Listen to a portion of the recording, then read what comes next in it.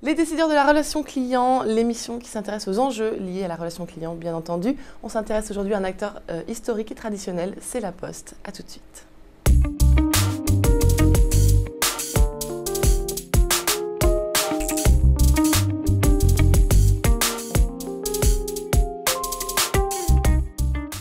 Et pour ce faire, j'ai le plaisir de recevoir Monsieur Xavier Keraïman. Bonjour. Bonjour. Vous êtes directeur qualité et relations clients de La Poste.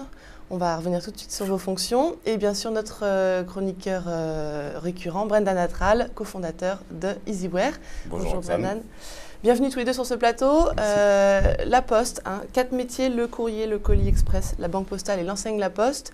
La Poste s'est réinventée récemment, depuis 2006-2007 à peu près. A voulu changer ses services, changer la perception que les clients ont de La Poste, de cette enseigne. Comment on réinvente un métier? Alors, La Poste, tout son enjeu, justement, c'est de pouvoir continuer à se développer, et à se développer à la fois pour rendre les services et puis pour pouvoir continuer à défendre son modèle social et son modèle sociétal. Ce qui compte, c'est le service et le sourire du client. D'accord, c'est ce chemin-là. Vers ce chemin-là, quels outils vous avez adaptés pour modifier cette relation que vous aviez avec vos usagers? Alors, en fait, toute la démarche a été de se dire, à partir du moment où on veut être un grand groupe de services, le service, c'est beaucoup dans la perception. Et donc, il faut qu'on aille voir comment on voudrait que les Français perçoivent La Poste. Et très vite, ils nous disent, voilà, vous êtes un acteur de proximité, vous êtes un acteur de confiance, mais sauf qu'il y a des choses qui ne nous vont pas. Et c'est ce qu'on a appelé les irritants destructeurs de confiance. Qui détruisent la confiance. C'est la file d'attente dans les bureaux, c'est mon avis de passage qui est dans ma boîte aux lettres alors que j'étais à la maison, c'est les réclamations, je ne sais pas par où rentrer, puis je n'ai pas toujours de réponse, et puis c'est La Poste, j'ai l'impression de la connaître, en fait c'est compliqué, j'ai besoin de savoir par où je peux avoir des informations. Donc ça, vous avez identifié tous ces destructeurs de confiance, ces irritants, avec donc des sondages auprès des usagers, des associations. Vous avez décidé de mettre en place plusieurs démarches. Est-ce qu'on peut en parler un petit peu? Voilà. Et du coup, en fait, pour chacun de ces irritants, on a décidé de mobiliser en fait, le métier le plus concerné par l'irritant et de se dire, à partir du moment où on est dans le service et qu'on veut travailler sur la confiance, si on veut vraiment aller au bout des choses, il faut qu'on puisse dire, sur cet irritant, je vais faire les choses et je vais m'engager sur sa résolution. C'est-à-dire, je ne vais pas prendre des engagements sur ce que je sais faire, des engagements qui intéressent personne. Je vais faire une démarche où je vais dire, je vais m'engager. Par exemple, sur la file d'attente dans les bureaux de poste, qui est évidemment l'irritant le plus fort, ça a été de se dire, voilà, pour les opérations les plus simples, moins de 3 minutes. Moins de 5 minutes. Moins de 5 minutes. Voilà. Et donc, c'est un engagement très fort, et c'est un engagement très fort par rapport à la situation où on était. Est-ce que ce niveau d'engagement, il est égal sur toutes les zones de l'Hexagone? Est-ce qu'il y a des zones qui sont un peu en retard encore Ah bah, de toute façon, c'est tout le charme de la qualité, c'est work in progress, il faut être modeste. En fait, on a décidé sur les bureaux de poste de travailler sur les 2000 plus gros. Oui. D'abord. En disant, c'est là. Combien de bureaux de poste d'ailleurs au total en France? Il y en a 10 000. Il y a 17 000 points de contact et 10 000 bureaux. Et on a décidé de travailler sur les 2000 plus gros parce que c'était à la fois dans ces bureaux où il y a le plus de chiffre d'affaires. Et plus de trafic. Et le plus de trafic. Et là où il y avait effectivement le plus de dysfonctionnement au regard des clients. Et puis c'est eux qui vont engranger peut-être aussi le changement vers les plus petits bureaux de poste. Voilà, c'est un schéma qui tient évidemment compte de la taille du bureau et des personnes qui sont dans le bureau, des effectifs. C'est pour ça que le travail doit continuer sur des bureaux qui sont plus petits, puisque évidemment le bureau lui-même est plus petit, il y a moins de personnes. Par exemple, l'un des grands enjeux dans les grands bureaux de poste, c'est la mobilisation. C'est-à-dire de faire en sorte que s'il y a un moment où il y a une vague de clients qui rentrent, on puisse dire aux personnes qui sont derrière, il n'y en a pas beaucoup, mais par exemple… De venir en support. Et donc ça, ce côté esprit d'équipe est vraiment très important. Au niveau des RH, comment on fait pour pousser ces équipes ensemble, pour qu'elles adhèrent toutes au projet, puisque le projet émane de la direction générale, mais est-ce que chaque employé se sent investi d'une mission de relation client? Moi, je pense aux facteurs en particulier. Parce que les facteurs, ils sont tout seuls au quotidien. Enfin, ils sont tout seuls lorsqu'ils font leur tournée. Et finalement, bon, vous parliez de la mobilisation collective, j'imagine, qui est plus simple à faire dans les bureaux de poste. Le facteur qui est tout seul, comment, lui, il est concerné par ce projet? Alors, Ça, c'est une question qui est difficile et c'est tout l'enjeu du chantier qu'on appelle l'esprit de service, qui est le chantier d'accompagnement du changement et de transformation vers le service. C'est en fait de dire pour un client, dans sa perception qu'il va avoir de la Poste, cette perception, elle va dépendre de la multitude d'expériences qu'il va avoir avec un agent de la Poste, c'est-à-dire soit son facteur, soit son conseiller bancaire, soit son livreur de colis, soit son guichetier, etc. Et donc, il suffit qu'un de ces acteurs ne soit pas en service pour que la perception finale, l'ensemble soit... dire bon, la Poste, c'est pas encore ça. Du coup, c'est pour ça que c'est un chantier qui est majeur, qui est de faire en sorte que chacun porte cet esprit de service. Mais pour qu'on puisse dire à chacun de porter l'esprit de service, il faut aussi qu'on passe des signes. Par exemple, dans les bureaux de poste, si j'avais juste dit les amis, il faut avoir l'esprit de service, je pense que ça n'aurait pas suffi. En fait, tout le travail a consisté à dire on va repenser entièrement la relation client dans le bureau de poste. Et parce que je fais tout ce travail, vous-même, vous devez être acteur et contributeur. Est-ce qu'ils ont envie d'adhérer à ce projet? Et en fait, je crois vraiment, pour avoir rencontré beaucoup de guichetiers, c'est que les guichetiers, d'une certaine façon, comme les clients, souffraient de la relation. Parce qu'en fait, mauvaise image voilà, ils n'étaient pas fiers. Et puis ils souffraient. Ils étaient cachés derrière des vitres. Alors ils étaient cachés, il y avait du coup des incivilités, il y avait... voilà, en gros, ça ne se passait pas bien, ils en avaient conscience, mais simplement, ils avaient, je crois, complètement intégré le fait que c'était comme ça. C'était... On ne peut pas faire autrement. Le service public, c'est tout le monde pareil. Tout le monde pareil, ça veut dire quand vous rentrez, vous prenez votre tour, et puis quand ça sera votre tour... donc ils ont compris que ça allait aussi améliorer leur quotidien, Et je pense que le fait d'avoir réussi à montrer que l'intérêt général, le service public, c'est-à-dire d'accueillir tout le monde, contrairement à beaucoup d'entreprises, la Poste, elle accueille tout le monde. Donc on continue bien sûr à faire ça, mais simplement dans une approche où on va, en allant vers le client en entrée de bureau, lui demander qu'est-ce que je peux faire pour vous, d'identifier son besoin et du coup de pouvoir l'orienter dans le bureau.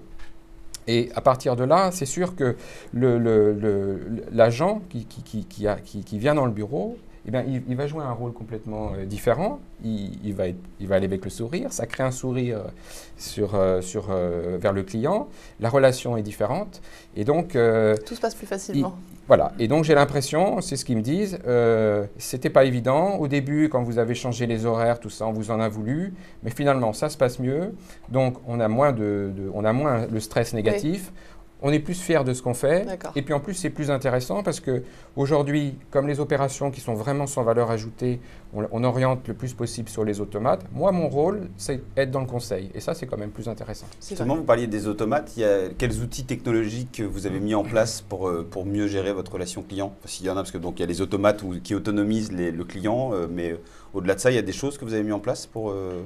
Alors, il y a eu effectivement plusieurs mouvements. Il y a tout le mouvement de dire ce qu'on peut faire à distance, il faut qu'on puisse le faire. Donc, c'est la mise en place du service consommateur de la Poste, de façon à pouvoir faire par Internet, par téléphone, par courrier, un certain nombre d'opérations.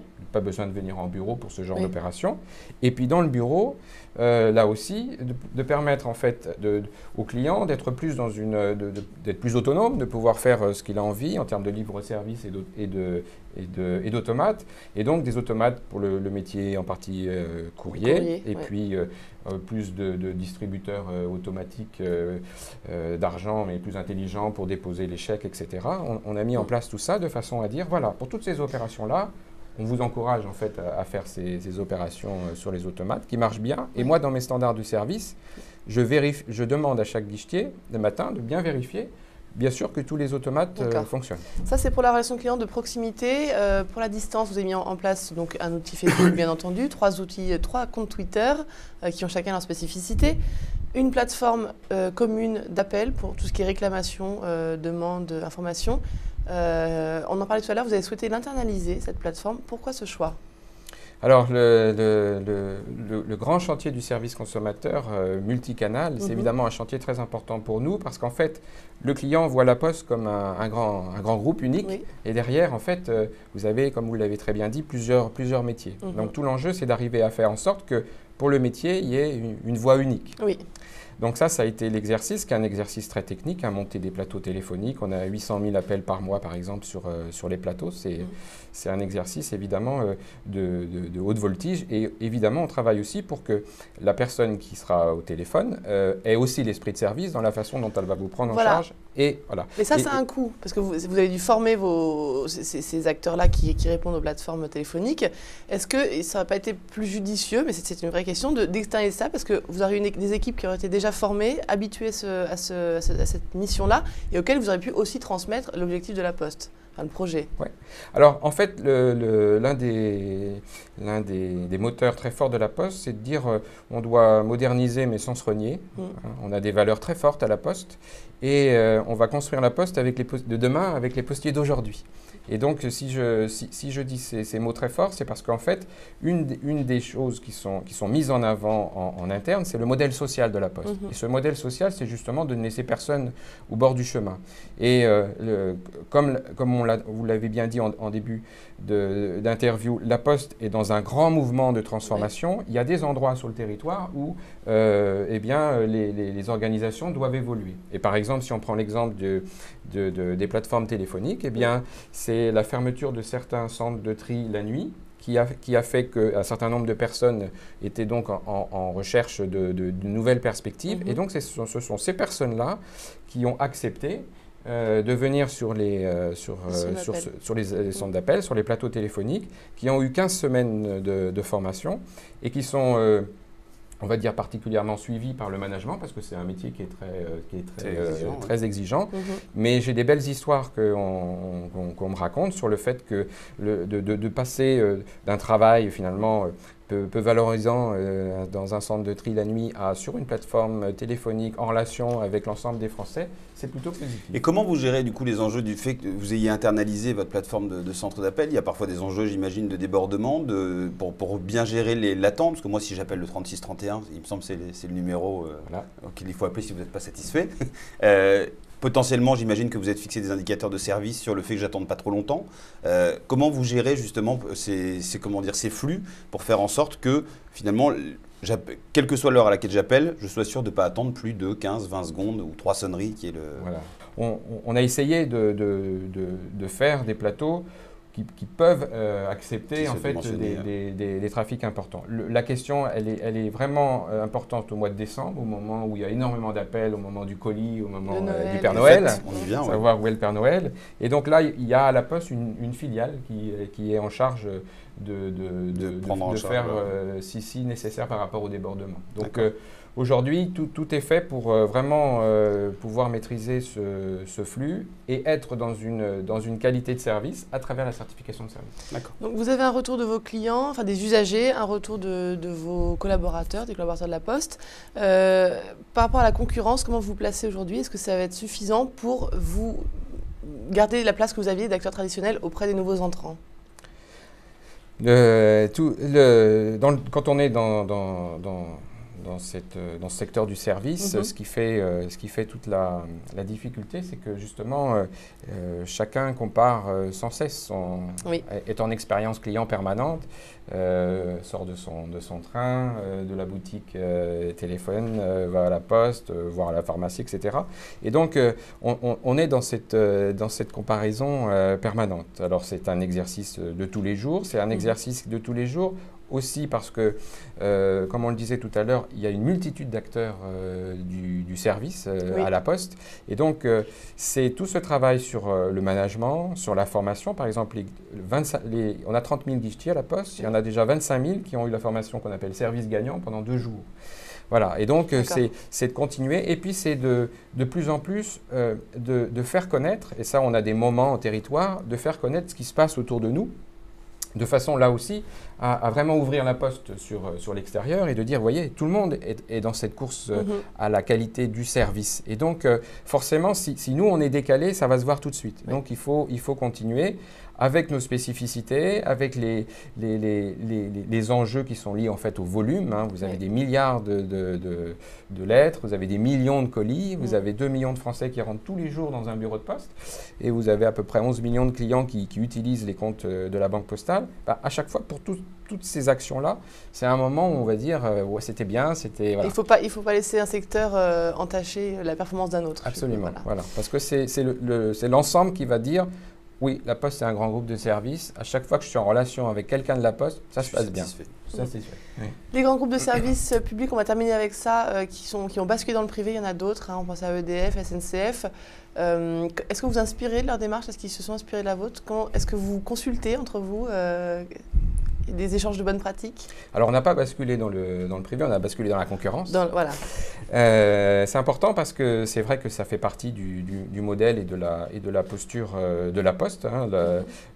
L'entreprise La Poste doit se développer justement pour pouvoir financer ses missions d'intérêt général, l'accueil de tous par exemple, et puis son modèle postal. Oui. Alors, il y a aujourd'hui dans le monde de la relation client, c'est un monde qui est complètement passionnant et qui se développe très vite, des associations professionnelles. Il y a des acteurs qui prennent forme. Il y a, par exemple, là, je vous recommande… Vous êtes engagé, vous d'ailleurs, auprès de l'Association française pour la relation client, hein, la FRC. Voilà, je fais partie de cette association et c'est l'occasion justement de pouvoir échanger avec l'ensemble des autres directeurs de la relation client et de pouvoir là aussi dire comment tu as fait ceci, par où tu es passé. Il y a des choses marquantes, typiquement, chez la SNCF, où vous dites, tiens, ils ont fait ça, c'est une bonne idée, pour la Poste, ça serait assez adapté? Parce que ce que je trouve de vraiment fort dans ce que la SNCF a fait, c'est tout ce qui concerne sur l'innovation de service. Et c'est en fait d'arriver au-delà du mot, à mettre en place une organisation pour aider au développement de l'innovation de service. Le IDTGV, c'est sûr que c'est quelque chose qui, par son côté différent, va entraîner l'ensemble de l'entreprise. Donc je pense que ça, c'est des choses sur lesquelles, effectivement, on peut s'inspirer. Dans cette idée dont vous parliez de se réinventer, c'est effectivement de dire cette innovation de service, comment je pourrais la faire avec tous les métiers de la Poste. Sortir un peu de chacun de mes métiers, mais voilà, c'est un peu des exemples. Brenda, je me pose une question. Quand ce sont des acteurs aussi massifs que la Poste ou le SNCF, est-ce que les outils CRM peuvent s'adapter à des publics de masse comme ça? C'est compliqué parce que, c'est compliqué. Je pense qu'il y a un enjeu fantastique parce qu'il y a des données. On parle beaucoup de big data en ce moment. L'un des grands sujets, c'est le big data. Et comment on fait pour gérer l'ensemble de ces flux? Comment on fait pour faire en sorte que si demain, moi, je suis client à la Banque Postale et je suis également client de la Poste parce que j'envoie des courriers et que j'envoie des courriers recommandés via le net, etc. Comment on fait pour finalement avoir une fiche unique me concernant et disant que Brendan Nattraal, il est satisfait de tous les services de la Poste? Je pense que sincèrement, le jour où vous arrivez à ça, c'est fabuleux. Maintenant, je pense qu'aujourd'hui, il y a des outils qui permettent de très bien gérer ça. Je pense aux réseaux sociaux, on n'en a pas du tout parlé, mais sur les réseaux sociaux, en tout cas, aujourd'hui, j'ai vu que vous aviez commencé à faire certaines choses. La SNCF fait aussi beaucoup de choses sur Facebook notamment, et expérimente beaucoup de choses. Et dans ce sens-là, en effet, on parlait avec Frédéric de Diabolocom du fait que, concrètement, aujourd'hui, c'est vrai que ce qui est passionnant par rapport aux acteurs du secteur public, c'est qu'ils mettent du temps à s'y mettre, et c'est vrai que la Poste a mis du temps à s'y mettre, je pense que vous en conviendrez, mais lorsqu'ils s'y mettent, il y a une vraie démarche qualité qui est là. Et pour revenir à la question CRM, donc il y a des outils aujourd'hui qui existent, mais le sujet, encore une fois, ce n'est pas une question d'outils, c'est une question de comment on pense de façon globale sa relation client, et ensuite quels outils on met en place pour faire en sorte que cette relation client soit cohérente au sein du groupe. C'est ça. Merci messieurs pour ces belles expertises sur le métier de la Poste, la réinvention des métiers de la Poste. On vous souhaite bon courage donc, pour l'ambition projet 2015. Peut-être juste une dernière question. Quand est-ce que vous direz, parce que finalement là on a le sentiment, vous communiquez beaucoup actuellement sur le fait que justement la Poste a changé. Donc vous avez atteint un premier palier. Quand est-ce que vous direz qu'il y a un deuxième palier qui est franchi? En fait, c'est tout l'enjeu en qualité de service, c'est que c'est tous les jours qu'il faut continuer à s'améliorer. Chacun a encore, dans la multitude d'expériences, des points à regarder. Nous, notre enjeu, c'est justement de dire il faut faire savoir, parce qu'il y a un vrai enjeu de fierté interne. il y a aussi un enjeu de dire il n'y a pas de fatalité. Pour beaucoup, la file d'attente dans les bureaux de poste, c'était une fatalité. Non, il n'y a pas de fatalité, on vous l'a prouvé. Et donc, il faut qu'on puisse continuer à progresser sur les sujets où on est encore moins bon. Et donc, pour le moment, tout l'enjeu, et il y a beaucoup d'engagements qui sont pris dans les métiers du courrier et du colis pour essayer d'arriver, par exemple, le plus possible aux 100% distribution à la maison. Et donc ça, c'est par exemple aussi quelque chose qui fait partie des prochaines étapes pour la Poste. Bon, ben, on vous recevra à ce moment-là pour un prochain bilan. J'invite les internautes à réagir à cette vidéo sur notre Facebook, notre LinkedIn, notre Twitter. Posez-nous vos questions, réagissez sur cet épisode et sur le prochain. Et soyez fidèles surtout. À très bientôt.